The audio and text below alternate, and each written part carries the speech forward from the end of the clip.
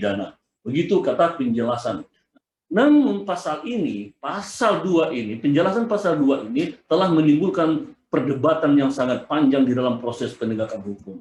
Nah, kemudian bila kita melihat, nanti saya akan menjelaskan betapa perdebatan-perdebatan itu terjadi, sehingga terjadilah judicial review ke Mahkamah Agung dan ke Mahkamah Konstitusi. Dan Mahkamah Konstitusi juga telah memutuskan bahwa ya, penjelasan dalam pasal 2 itu bertentangan dengan Undang-Undang Dasar. Nanti saya akan jelaskan di materi paling akhir dalam materi penyampaian ini. Karena ini merupakan sesuatu, memang ini satu disertasi yang saya angkat ya ke publik, bahwa ini menurut saya sifat melawan hukum formil maupun materi itu memang sesungguhnya harus dianut oleh Undang-Undang Tindak Pidana Korupsi. Akan tetapi di dalam pelaksanaannya penegak hukum telah terjadi perbedaan-perbedaan pendapat. Nah, oleh karena itu saya akan di materi akhir nanti akan saya simpulkan bagaimana kita memahami tentang sifat melawan hukum. Ya, next. Lanjut dulu ya. Kemudian tindak pidana korupsi sebagai delik formil, ya saya rasa tadi sudah saya jelaskan, lanjut saja. Lanjut, karena kita terbatasan waktunya 20 menit, dengan materi yang saya sampaikan cukup banyak. Lanjut, ya. Kemudian penelitian korporasi, nah korporasi sebagai merupakan subjek tindak pidana korupsi. Nah, nanti kita juga akan melihat bahwa bagaimana korporasi, bagaimana sesuatu perusahaan-perusahaan yang memang dapat dikenakan suatu tindak pidana korupsi. Lanjut.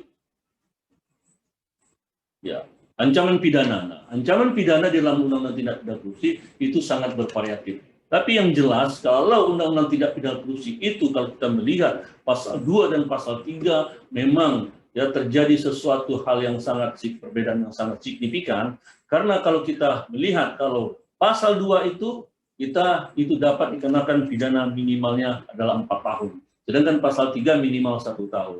Nah, sedangkan di sana juga terjadi perbedaan-perbedaan pandangan daripada hakim. Bagaimana perbedaan pasal 2 dan pasal 3 itu? Ini mau dikenakan kemana? Ini terdakwa ini terpenuhi unsurnya ke unsur yang mana? Nah, banyak pemahaman-pemahaman juga dari penegak hukum yang lainnya, ya kadang-kadang terbukti hanya kepada pasal 3. Sedangkan pasal 3 itu pidana minimalnya 1 tahun.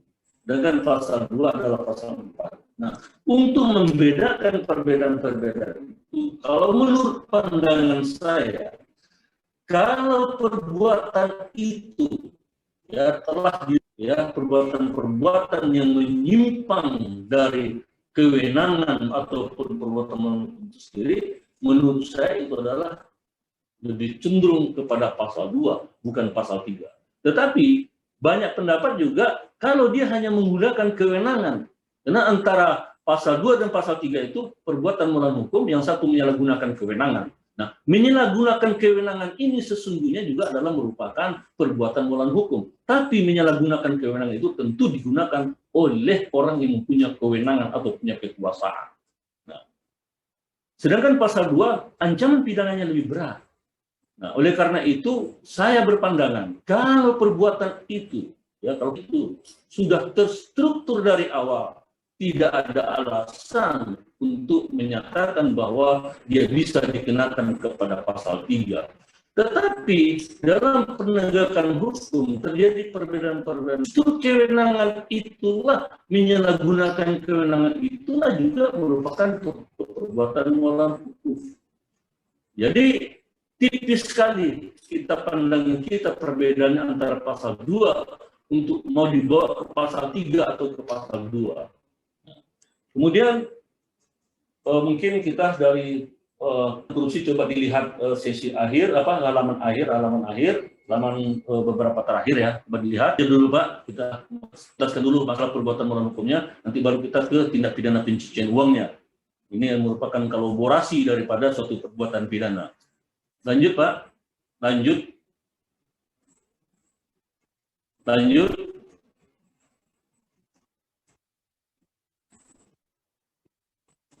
Coba dilihat materi tentang penegakan hukum tindak pidana korupsi dihubungkan dengan ajaran sifat moral hukum. Terus kita clearkan. Lanjut Pak. Itu di sesi akhir karena ini terkait dengan sifat moral hukum. Ya. Penegakan hukum tindak pidana korupsi dihubungkan dengan ajaran sifat moral hukum. Lanjut Pak, lanjut saja terakhir. Nah ini peran serta masyarakat, ini beberapa pengamatan penting, tapi saya lebih ingin menjelaskan sifat moral hukum ini yang hal yang sangat merupakan debat-debat dan masih diperdebatkan.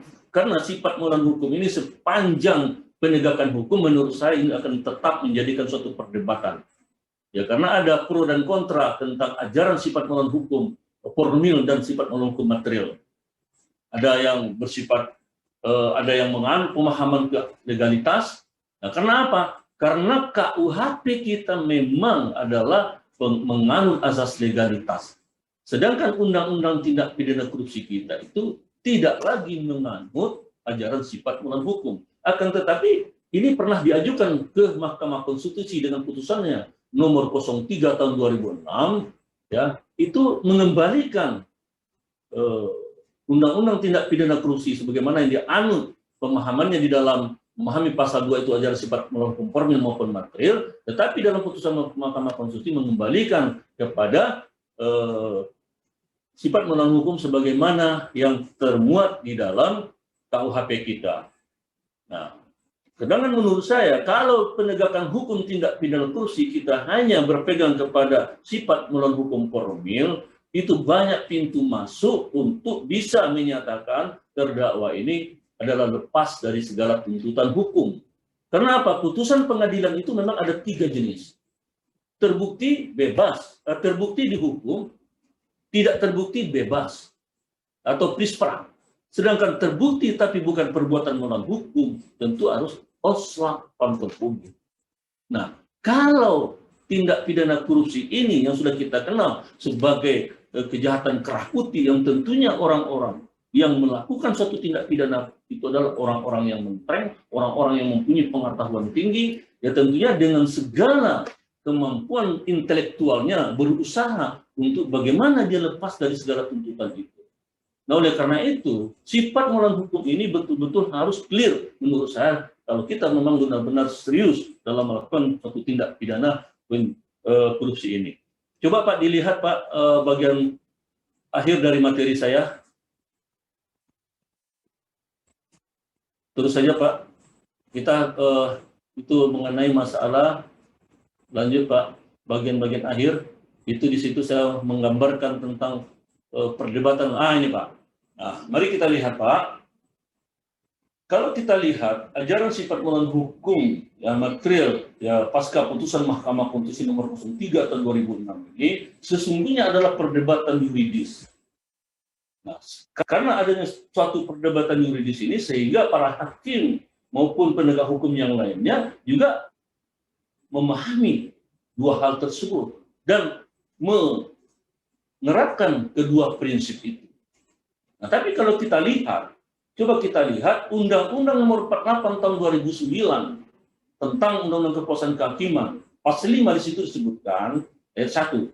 Hakim dan hakim konstitusi wajib untuk menggali nilai-nilai hukum dan rasa keadilan yang hidup dalam masyarakat. Nah, pemahaman di dalam pasal 5 ini berarti tidak lagi kita menganut asas legalitas kalau kita mau menerapkan pasal ini. Kenapa? Saya berpandangan kalau kita tetap masih berpegang kepada asas legalitas di dalam melakukan penegakan hukum tindak pidana korupsi maupun undang-undang tindak pidana pencucian uang itu, maka banyak pintu masuk untuk bisa lepas dari segala tuntutan hukum. Nah, apalagi ada perdebatan di undang-undang tindak pidana pencucian uang itu baru predikat kerennya, ya kan? Nah, tidak harus dibuktikan terlebih dahulu predikat kerennya. Sedangkan pendapat-pendapat pakar hukum yang lain harus dibuktikan dulu predikat kerennya. Nah, sehingga penegak hukum untuk mengusut suatu tindak pidana pencucian uang harus terlebih dahulu juga membuktikan predikat kerennya. Tapi dalam prakteknya, penegak hukum, penyidik, itu kedua-duanya langsung dilakukan proses penyidikan. Ia predikat kremnya, ia tidak pidana pencucian uang. Sehingga diajukanlah dengan dakwaan kumulatif.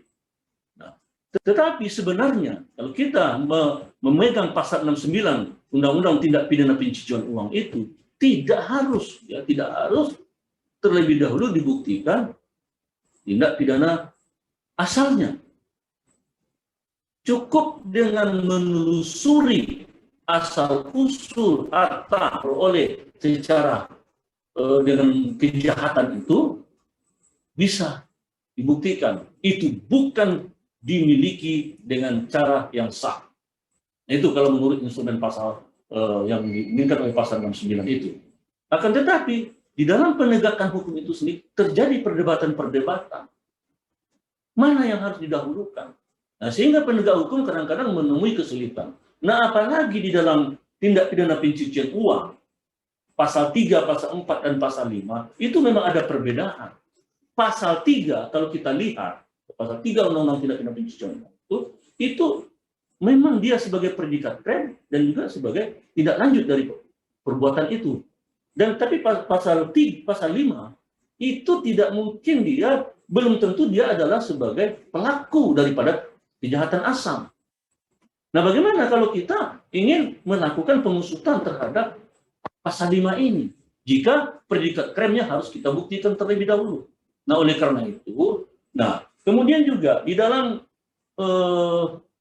pasal-pasal di Undang-Undang Tindak Pidana Pencucian Uang itu disebutkan juga bahwa dapat diduga, patut diduga. Nah, patut diduga ini kan subjektif sekali.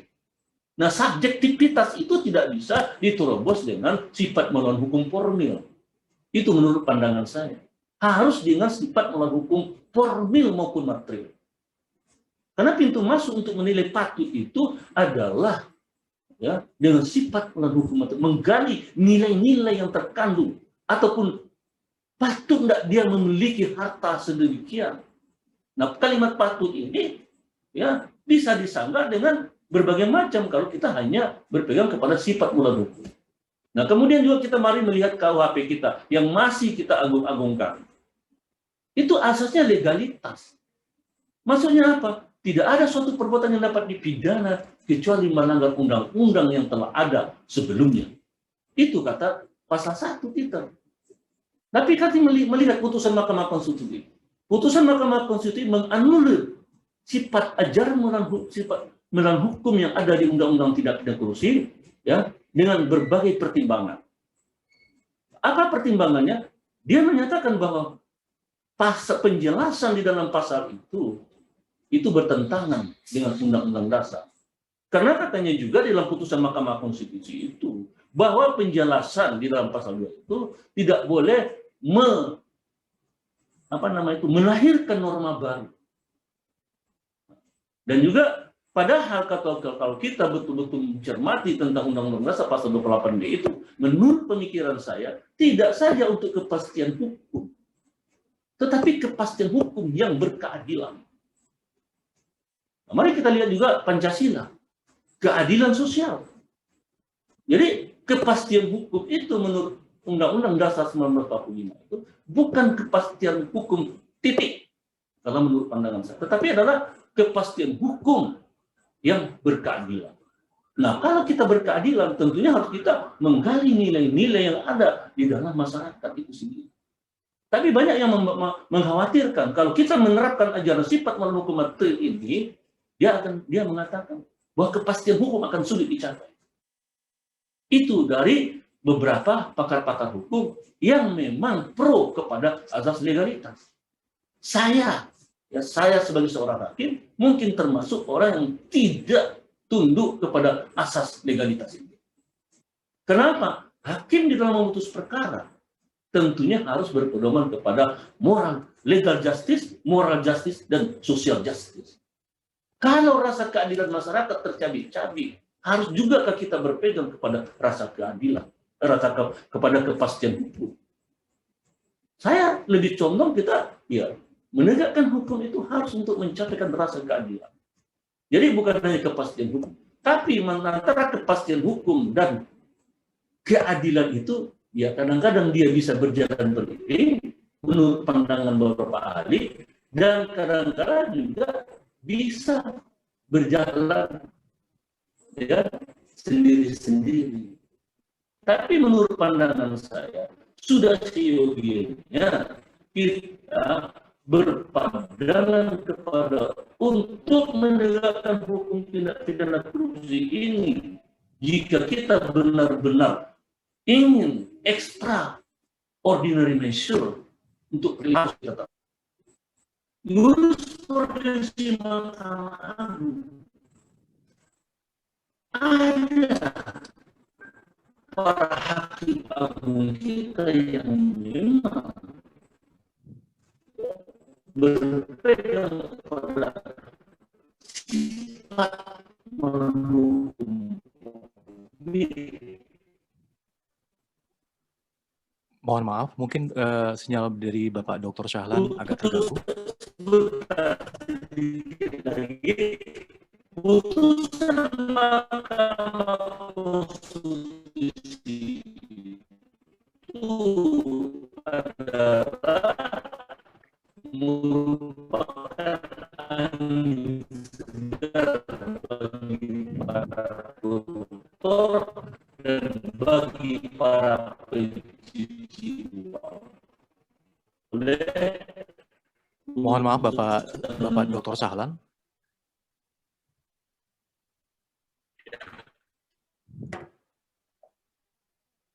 Ya,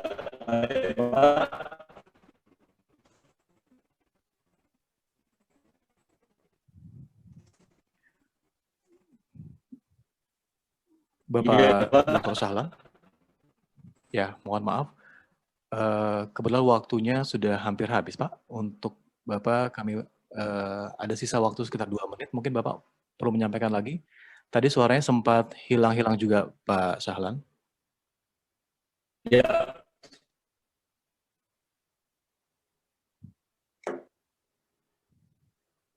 Oh ya. Baik. Ya, tapi ini bisa dengar, Pak. Oke, sekarang sudah aman, Pak. Tapi mohon maaf, sisa waktu tinggal 2 atau 3 menit lagi untuk Bapak Syahlan menyampaikan materinya. Baik.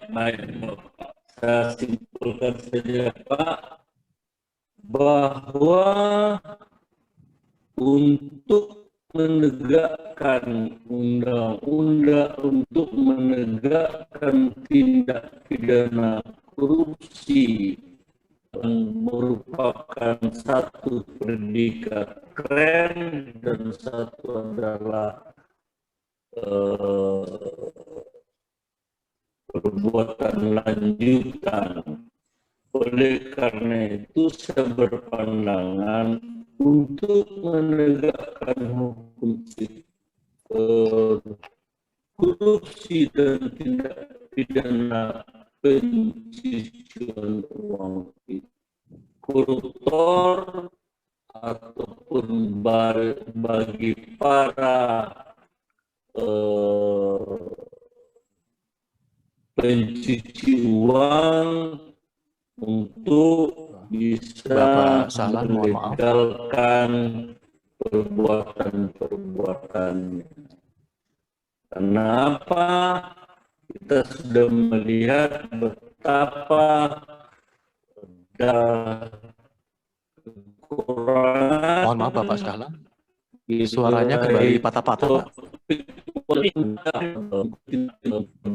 Termasuk perusahaan yang demikian kurangnya ya.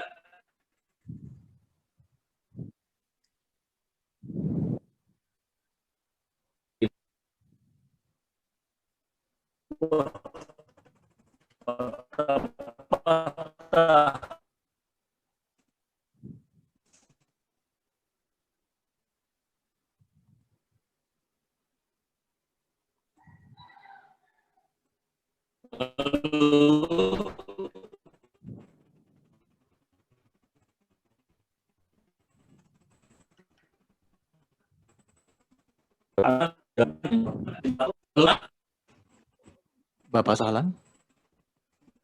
Mohon maaf sekali suaranya benar-benar patah, Pak. Kita langsung sampai Pak Sahlan, mohon maaf, boleh kita sampaikan langsung untuk pembicara kedua ya, Pak? Terima kasih Pak Sahlan. Terima kasih kepada Bapak Sahlan atas penyampaian materinya yang sangat menarik dan menambah ilmu dan wawasan kita semua.